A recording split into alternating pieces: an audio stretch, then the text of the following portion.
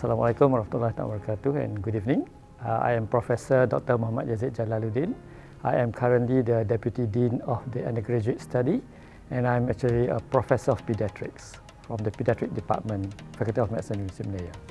I believe it's a coincidence because initially I would like to become a teacher, but going into Form 5 and then during the foundation study, my grandmother fell sick because of chronic kidney disease and I have to take care of her. So at that point in time, that kind of give you some idea on what you have to take care. I mean the medical part of it. I got to see kids every day.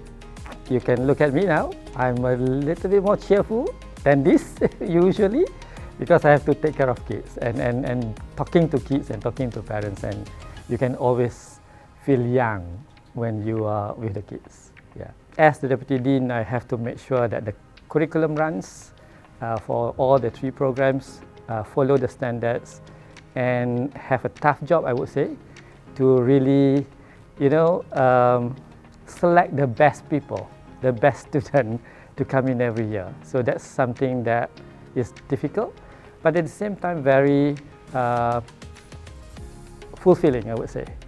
And at the same time, I also have to look into our academic staff in terms of their teaching for the undergraduate study. Medical students in Faculty of Medicine, is not just academic, so they're very good in their community work, their leadership work. And they do take part in a lot of conferences as well, I can say. And not just the medical student, our nursing student and biomedical student also, every year, they win prizes in their national level. And our students also have twice research elective in year 3 and year 4, which also does not really happen in other universities. So I guess giving them that exposure really make them who they are. Yes, definitely, this is different from other universities. Yes, we are very tight in our program, but we try to make sure that they are there. And I'm very happy to say, so apart from within the curriculum, they do a lot of community work. They are Bakti Siswa. I mean, I'm from as well. I lead the Bakti Siswa when I was a medical student, and it's still going on, and they go everywhere. And they really make a point when they do their Bakti Siswa and really show the world. And now we have other projects as well under Prof Amani.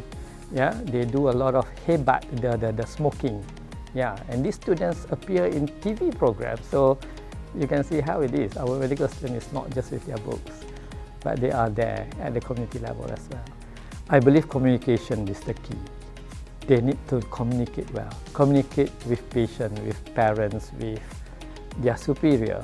So as a house officer, I would say, they cannot just keep quiet. I mean, they should be able to also express themselves. When you are in stress, when you don't communicate well, something that is very positive turn out very, very negative. So the communication skills is very important. Okay, I would see this in 2 different angles. One is the academic support, and the other one is the social support, financial support. For the academic support, apart from having very, very good academic staff, I would say our academic staff are the highest quality. So our academic staff, a lot of them are at international level. So this actually spur the interest of our students to become one. So I think that's very important to look at. And on the academic wise, we also spend a lot of money to create new opportunities. We have our own virtual patient platform. We have our own lecturio, which we actually spend a lot of money on it. And more recently, with the amount and with the financial support that we have, we are refurbishing our clinical skills unit, really coming up with a nice new simulation ward, new museum. So I think this is all for our students. Oh, that's something that is rarely happening. My Saturday and Sunday is filled with everything else. So if I do have some day off, I usually go for a jogging or swimming. I love to swim. It's not lying down, but floating in the swimming pool and just look at the sky. So I think that's a nice way of feeling, that you're free. So during the medical school, I remember every year I will go down to I will go down the lecture hall and I will ask anyone to come and take up the post as the class representative.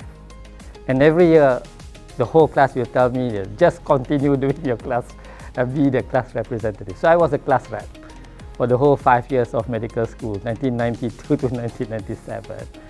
And not just that, I was also the MEDSOP president. And we were the first one, our batch was the first one that stayed in Klang Hospital. We have a campus in Klang Hospital. We were the first batch there. We don't have anybody around to see what we're doing. So we were kind of like free. And I remember very clearly, we have our own sports week. We have we were very, young people at that time. We just mingle among ourselves. That actually gives us a very good bond. And in 25 years after we completed our MBBS in year 2022, so about half of my batch actually attended as an alumni in Faculty of Medicine, just to come back and see what the faculty is. And we managed to gather about 40K on that day itself, because about 40 of them became the life member for our alumni. So yeah, we are still very close, 25 years plus now. But yeah, as a class rep for 5 years and then the MEDSOP president, I think, yeah, I just have to make sure that we all still keep together.